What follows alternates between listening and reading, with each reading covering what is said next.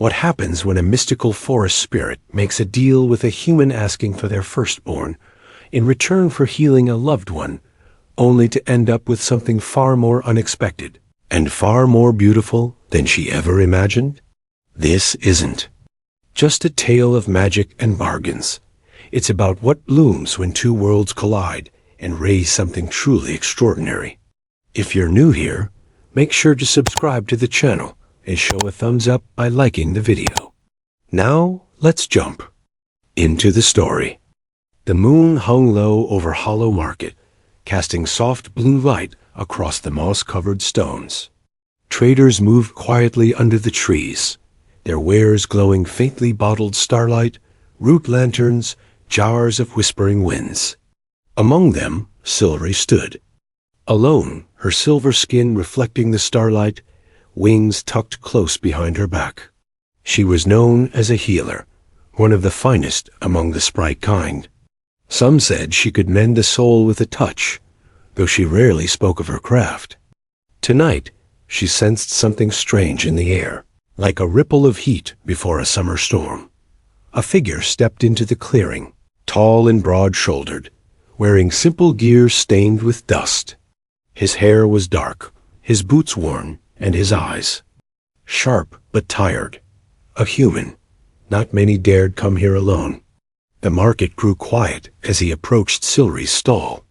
One by one, other traders turned away, muttering behind cupped hands. Everyone knew the rule sprites did not make bargains with humans. It wasn't written, just understood. But Silvery did not flinch. She met his gaze as he spoke. "My name is Rowan March. My mother's dying. I heard you can help." His voice was low but steady. Honest. Silvery tilted her head. She could feel truth like a pulse, and his words held no trick. Still, she gave no answer right away. Instead, she asked the question all Phi healers were trained to ask when a life-saving favor was requested. "What will you give in return?" Rowan didn't hesitate. "Anything." A few traders gasped. A goblin hissed from behind a barrel. One older sprite shook his head and disappeared into the mist. "Be careful with that word," Silvery said calmly. "Anything can be dangerous." Rowan looked around, noticed the sudden stillness, and lowered his voice. "Then name the price." Silvery studied him. She had never healed a human before. Their energy felt different, louder, messier.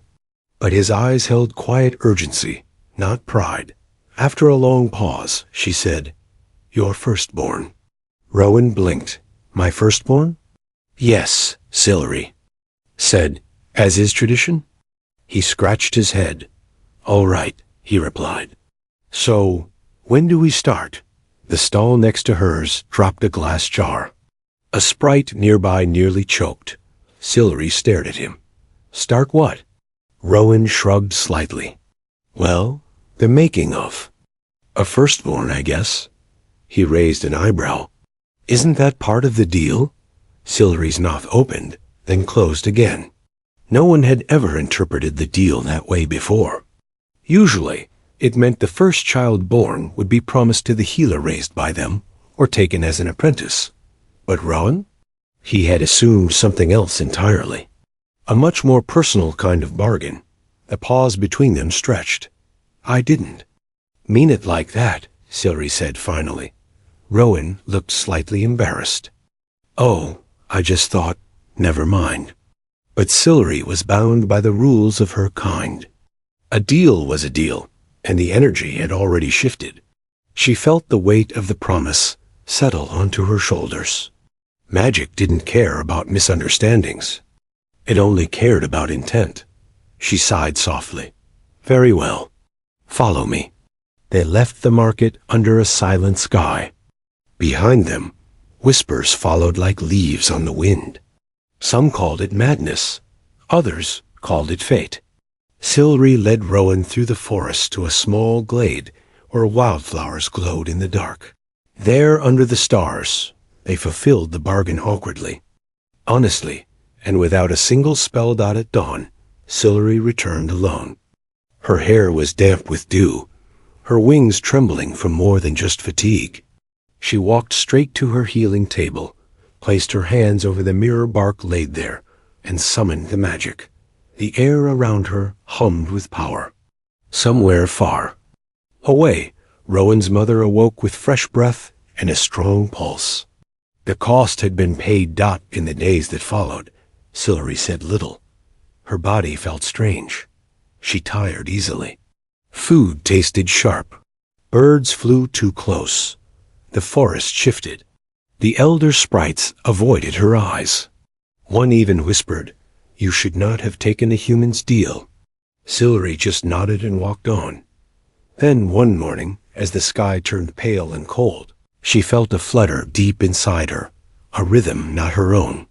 Her hands moved to her belly before she even understood why. The deal had begun to grow. She stood by the edge of the river, looking into her reflection. Her silver skin glowed faintly, and her eyes, usually bright like morning dew, now held something warmer, something human. She thought of Rowan's quiet strength, his steady hands, his willingness to follow her into mystery without fear. And now she carried part of that within her.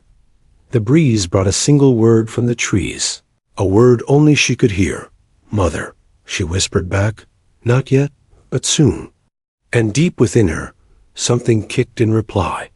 Silvery had always known.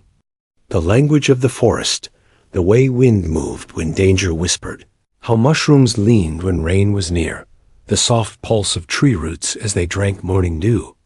But ever since the deal, nothing felt quite the same. Her senses shifted, sounds became louder, colors felt too bright, and her own body, once light as breeze, now felt heavy, rooted, growing. The other sprites watched from a distance. Some whispered. Others looked away when she passed. A few, mostly elders, offered herbs with quiet nods. No one asked questions, but everyone knew. Silvery, the silver-winged healer, had made a bargain with a human, and the price of that choice now blossomed inside her. Rowan stayed.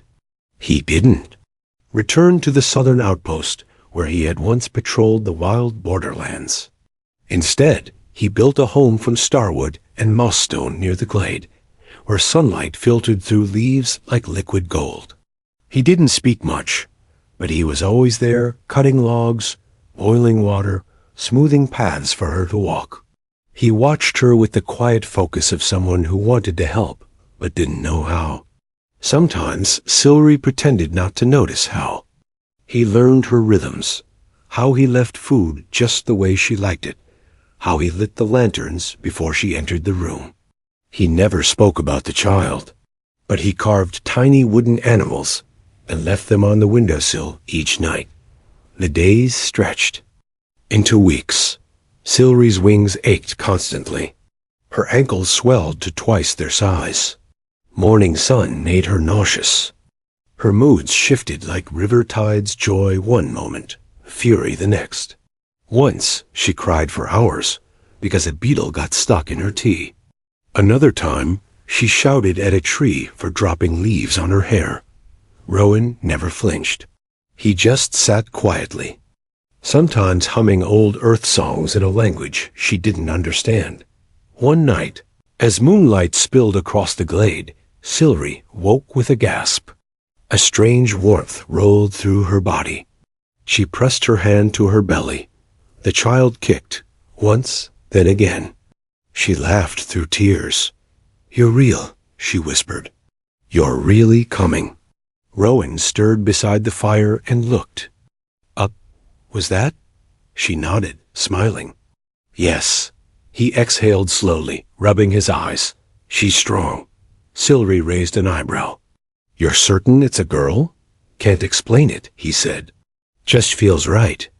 After that night, everything moved faster. Silvery began preparing herbs that would ease the coming pain. She wove blankets from batal thread and soft moss. Rowan added new rooms to the cottage, reshaping the space with patience. The forest seemed to lean in, curious and cautious. Animals wandered closer. Flowers bloomed near their door, Even the breeze carried a different scent-like change. But as the time drew near, the fear returned. Silvery had seen many births, but never one like this. No sprite had ever carried a child of 2 worlds. What if something went wrong? What if the forest rejected her baby? Or worse, what if the baby rejected her? The labor began with the sunrise.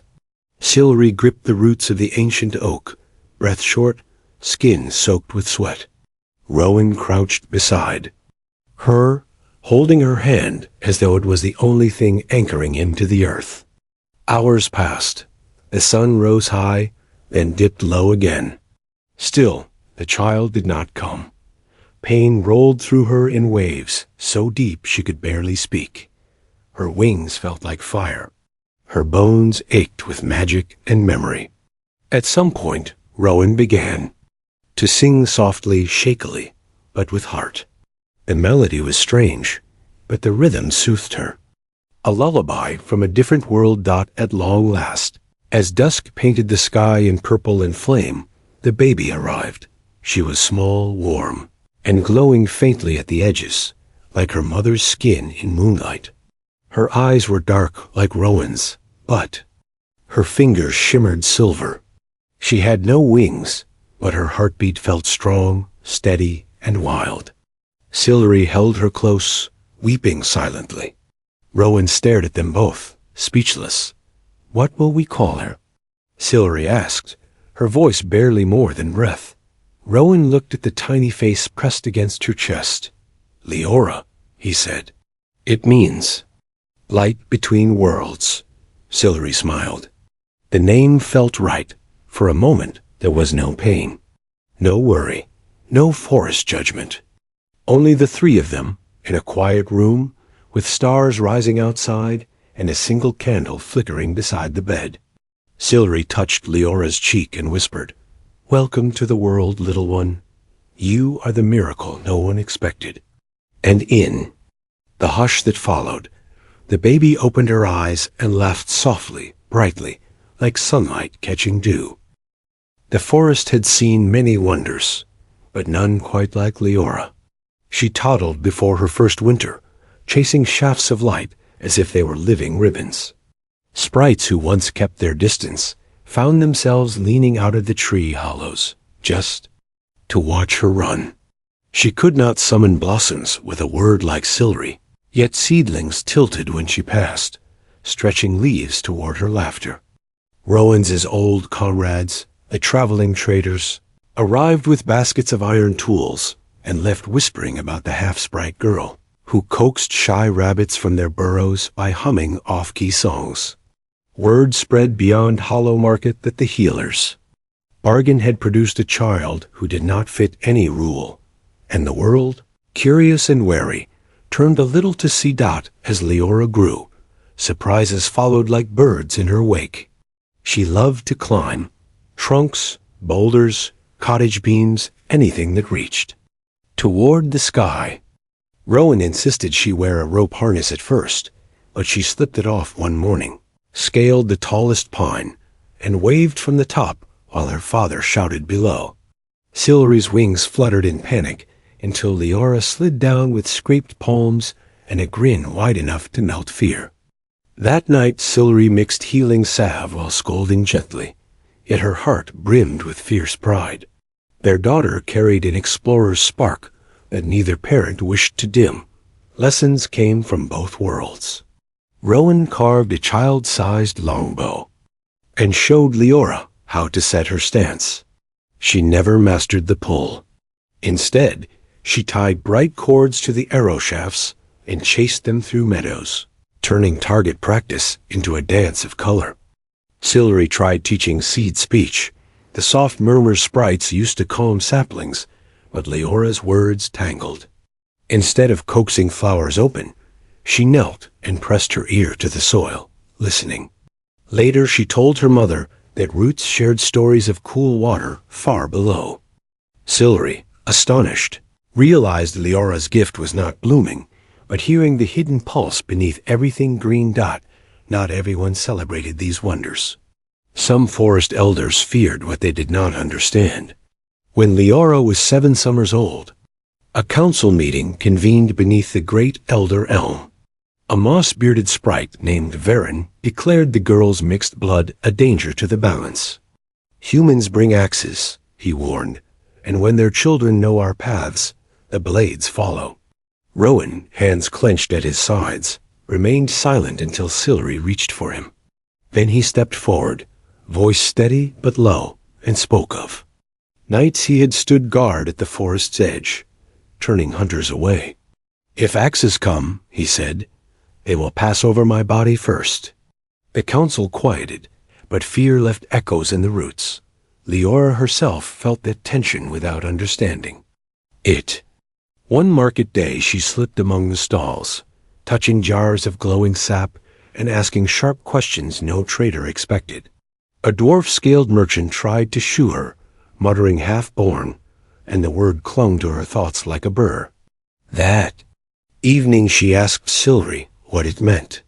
Silri knelt and explained gently that some folk measured worth by bloodlines. "But worth," she added, pressing a palm to her daughter's chest, "beats here, not in ancestry scrolls." Leora listened. Frowning with the fierce focus she gave every new fact, and nodded once. Afterward she greeted that same merchant with a bright smile, placed a smooth river stone on his counter, and said, "A gift, so you remember kindness is heavier than words." The merchant could not meet her eyes. The surprises kept blooming. At 10, Leora found an injured moonstag tangled in thorn vines. Sprites approached with caution. Moonstags were skittish and quick to strike. Leora crouched, hands open, humming the tune Rowan once sang while Silri labored. The stag's breathing slowed. With patience beyond her years, she cut the vines. Smooth salve over pale fur, and whispered something no one else caught. The creature rose, bowed its sleek head, and trotted away. From that day, the stag's track circled their cottage each dawn, a silent guard of silver hooves. Little by little, suspicion softened. When drought threatened the berry fields, Leora led villagers to a hidden spring the roots had told her about. When a wandering peddler collapsed with fever, Silri brewed medicine while Leora sat by the bedside, cooling his brow until the fever broke. The peddler woke calling her Little Sprite of Light, a name that traveled with his wagon songs across distant towns.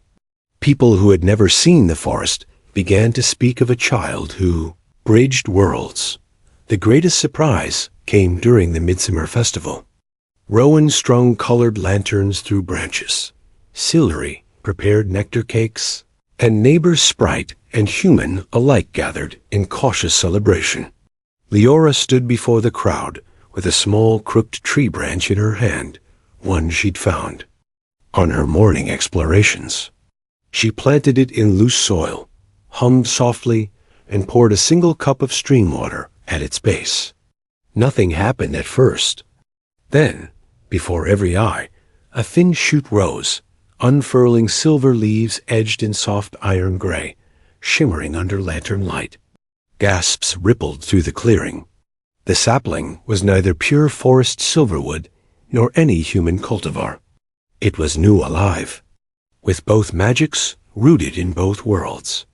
Leora stepped back, palms dirty, face alight. "This tree," she said, voice clear, "belongs to everyone who believes different hearts can share one sky." Silence settled, deep and bright. Even Varen the elder lowered his head in wonder. Sprites pressed fingertips to bark that felt familiar yet strange.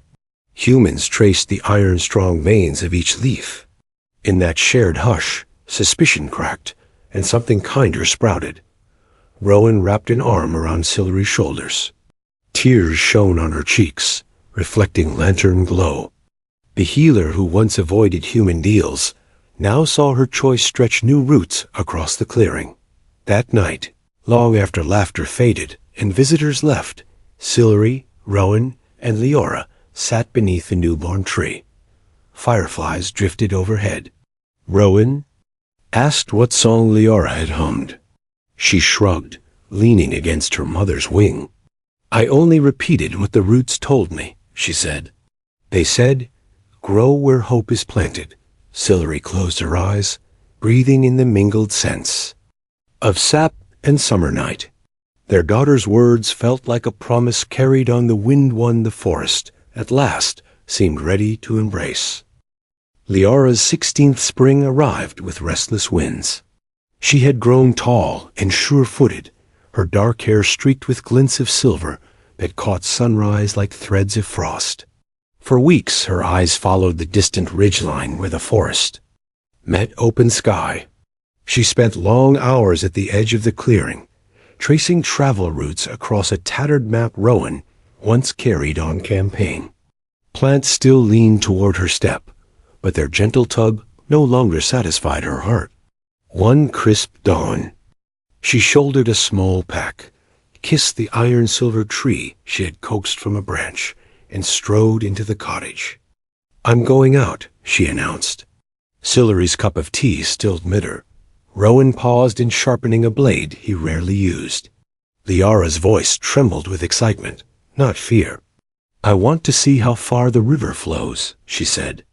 "I'll follow it to the valley towns, maybe farther. There are stories out there waiting for answers." Rowan's mouth twitched between pride and worry. Sillery folded her wings tight, remembering every pain of those first seasons, the hush of judgment, the miracle that came after. She felt a prickle of old fear. But something in Liara's shining eyes mirrored the first time Rowan had stood before. Her stall, reckless and honest. Sillery set the cup down. "Travel at dawn," she said, "to walk with light." Rowan added 3 folded maps, extra rope, and a carved whistle for signaling help. He hugged his daughter, whispering an oath that every path bends back to family. Liara slipped into the trees with dawn birdsong around her. The forest parted as if expecting her, though squirrels scolded from high branches and a fox trailed her. For half a mile before deciding she was no prey. She slept the first night beneath a limestone arch, where she met a band of tinkers repairing wagon wheels. They laughed at her odd accent, but shared stew when she told them how to heal a cracked rim with boiled sap. In the valley town of Alder Bend, dusty merchants eyed her silver-traced fingers until she calmed a panicked draft horse simply by humming. The blacksmith repaid her with iron nails and a story of a distant port where ships with crystal sails raced the sunset. Every new road fed her wonder. She kept notes in a small book. Rowan had given her sketches of plants that glowed only at dusk, bartering words in 7 dialects, a crude map to the star salt mines beyond the ridge. Trouble found her at the border pass, as trouble often finds the young and brave. A group of night raiders ambushed the caravan she had joined, drawn by rumors of rare metals. Steel scraped stone, torches hissed, merchants scattered. Liara ducked beneath a wagon, heart hammering.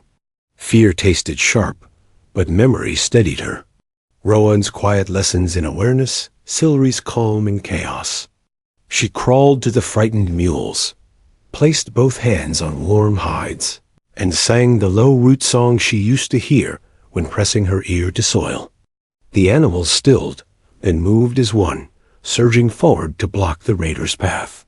Wheels lurched, cargo rattled, and startled thieves tumbled into dust. The caravan master later swore he saw vines rise from the path to trip pursuers, though.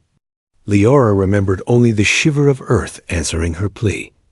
News of the half-sprite girl spread faster than she could travel. By the time she reached the coast, harbor children pointed and offered seashells in exchange for tailies of moon stags and silver trees. She walked the piers at dusk, watching crystal sails flash pink and gold against the water. A captain invited her aboard, curious about her eyes that seemed to hold starlight.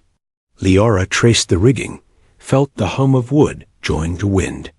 She almost said yes to voyage north, but something tugged at her chest, an invisible root drawing her homeward. She remembered Silvery's trembling wings, Rowan's steady hands, the newborn tree casting mixed metal leaves in lantern light. Home was calling. The return journey felt shorter, as if paths curved toward her. She brought gifts, a pocket compass that pointed not north, but to the nearest body of fresh water, a pouch of night ink seeds that bloomed only under moonlight, and a single crystal sail shard small enough to fit in Silvery's palm.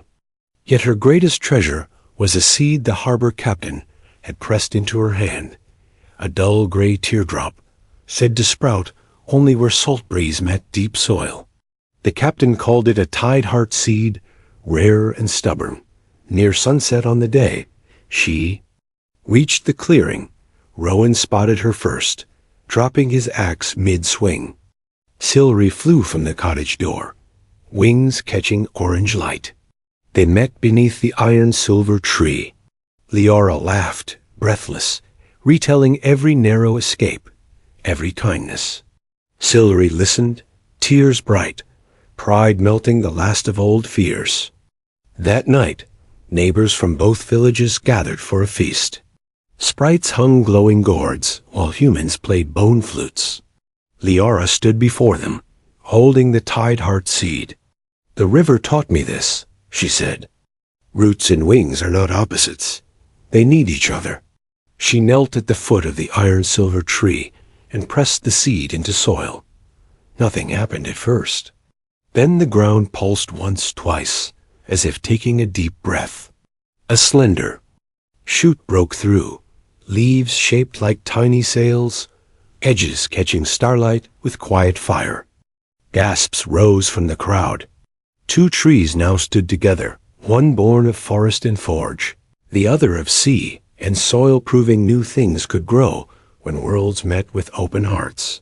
Later, when torches dimmed and visitors drifted away, Rowan leaned against the cottage rail, watching his daughter sketch the twin saplings. "Will you leave again?" he asked. Leora smiled. "Often, I think, but leaving is not losing." She pointed to the young tide heart. "See how it bends with the wind? It still stays rooted." Silvery joined them, tucking her wings around both. The stars overhead felt closer tonight, as if drawn by the quiet miracle below. In the hush, Rowan whispered that he once feared humans would bring axes, and Silvery once feared bargains would break her. Leora's laugh rang soft. "Axes can carve homes," she said, "and bargains can bloom grace." She closed her journal, satisfied.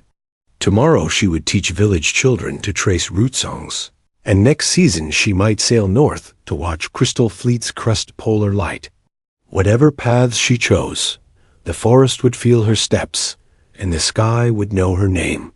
Roots in earth, wings in wind, she was proof that a single whispered bargain could outgrow fear and set 2 worlds, at last in gentle balance.